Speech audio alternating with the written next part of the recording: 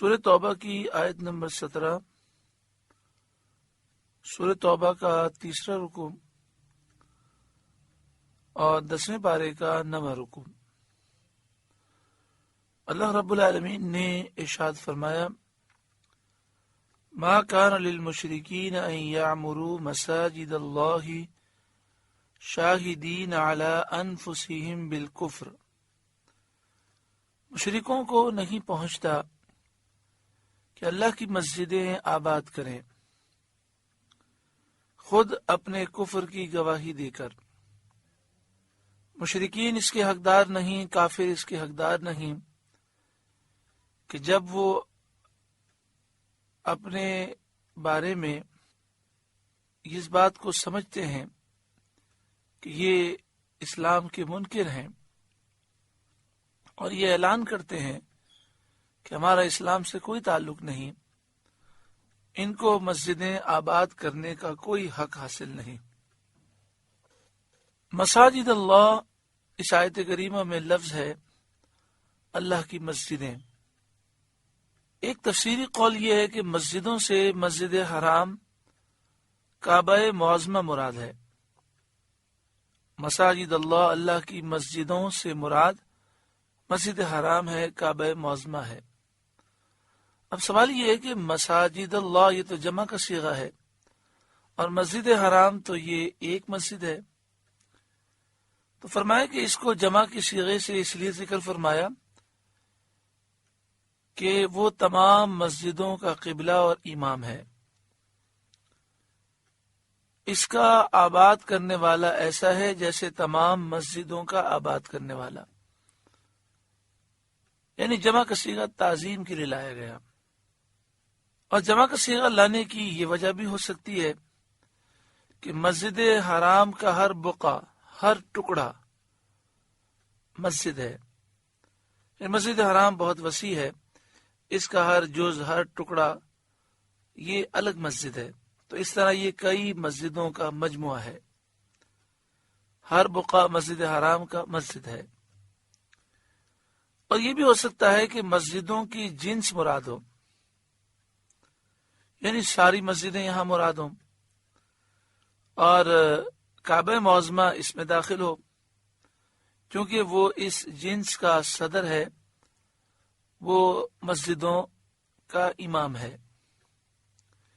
کفار قریش کے سرداروں کی ایک جماعت جو بدر میں گرفتار ہوئی، ان میں حضور صلی اللہ علیہ وآلہ وسلم کے چچا حضرت عباس رضی اللہ تعالیٰ عنہ بھی تھے۔ ان کو صحابہ کرام نے شرک پر آر دلائی، شرم دلائی، اور حضرت علی رضی اللہ تعالیٰ عنہ نے تو خاص حضرت عباس رضی اللہ تعالیٰ عنہ کو سید عالم صلی اللہ علیہ وآلہ وسلم کے مقابل آنے پر بہت سخت سست کہا اور انہیں اس بات پر شرم دلائی کہ آپ حضور کے چچا ہیں لیکن آپ شرک کرتے ہیں، کفر کرتے ہیں، نبی اکرم صلی اللہ علیہ وآلہ وسلم کے دشمنوں کا آپ نے ساتھ دیا، حضور سے مقابلہ کرنے کے لیے آپ آ گئے۔ حضرت عباس رضی اللہ تعالیٰ عنہ کہنے لگے کہ تم ہماری برائیاں تو بیان کرتے ہو اور ہماری خوبیاں چھپاتے ہو، صرف برائیاں ہی بیان کر رہے ہو، خوبیاں نہیں بیان کرتے۔ ان سے کہا گیا کہ آپ کی کچھ خوبیاں بھی ہیں، بتائیے۔ انہوں نے کہا ہاں، ہم تم سے افضل ہیں، ہم مسجد حرام کو آباد کرتے ہیں، کعبے کی خدمت کرتے ہیں، حاجیوں کو سیراب کرتے ہیں، زمزم پلاتے ہیں، اسیروں کو، قیدیوں کو رہا کراتے ہیں۔ اس پر یہ آیت نازل ہوئی کہ مسجدوں کا آباد کرنا کافروں کو نہیں پہنچتا، یعنی مسجد آباد کرنے کا حق کافروں کو نہیں ہے، کیونکہ مسجد آباد کی جاتی ہے اللہ کی عبادت کے لیے۔ تو جو اللہ ہی کا منکر ہو، اللہ کے ساتھ کفر کرے، وہ کیا مسجد آباد کرے گا؟ اور آباد کرنے کے معنی میں بھی کئی قول ہیں، یعنی یہ فرمایا گیا کہ کافر مسجد آباد نہیں کر سکتا، آباد کے معنی میں بھی کئی قول ہیں۔ ایک تو یہ کہ آباد کرنے سے مسجد کا بنانا بلند کرنا اور مرمت کرنا مراد ہے. کافر کو اس سے منع کیا جائے گا، یعنی کافر مسجد نہیں بنا سکتا، اسے بلند نہیں کر سکتا، اس کی مرمت نہیں کر سکتا. دوسرا قول یہ ہے کہ مسجد آباد کرنے سے اس میں داخل ہونا، بیٹھنا مراد ہے. تو کافر مسجد میں داخل نہیں ہو سکتا، بیٹھ نہیں سکتا. اور اسی طرح کافر کو مسجد میں داخل کرنا کہ کافر جو ہے یہاں پر اپنی پوجا پاٹ کرے، اپنی مذہب کی رسومات کرے، یہ سب حرام ہے اور اس کی اجازت نہیں ہے. جو عقل سے پیدل لوگ ہیں، جاہل لوگ ہیں، وہ عیسائیوں کو، ہندوؤں کو، یہودیوں کو دعوت دیتے ہیں کہ آئیں ہماری مسجدوں میں اور آپ آ کر یہاں پوجا پاٹ کریں. تو ان کا مسجد میں آ کر پوجا پاٹ کرنا یہ بھی حرام ہے، بلکہ مسجد میں کافر کا داخلہ یہی منع ہے. شاہدین علی انفسہم بالکفر، خود اپنے کفر کی گواہی دے کر، اس حال میں کہ وہ خود گواہی دیتے ہیں کہ ہم کافر ہیں اور بت پرستی کا وہ اقرار کرتے ہیں. یعنی یہ دونوں باتیں کس طرح جمع ہو سکتی ہیں؟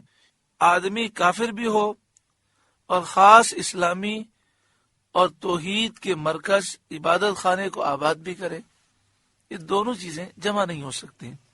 اولئک حبطت اعمالہم، ان کا تو سب کیا دھرا اکارت ہے. یہی لوگ ہیں جن کے سارے اعمال برباد ہو گئے. وفی النار ہم خالدون، اور وہ ہمیشہ آگ میں رہیں گے. کیونکہ حالت کفر کے اعمال مقبول نہیں.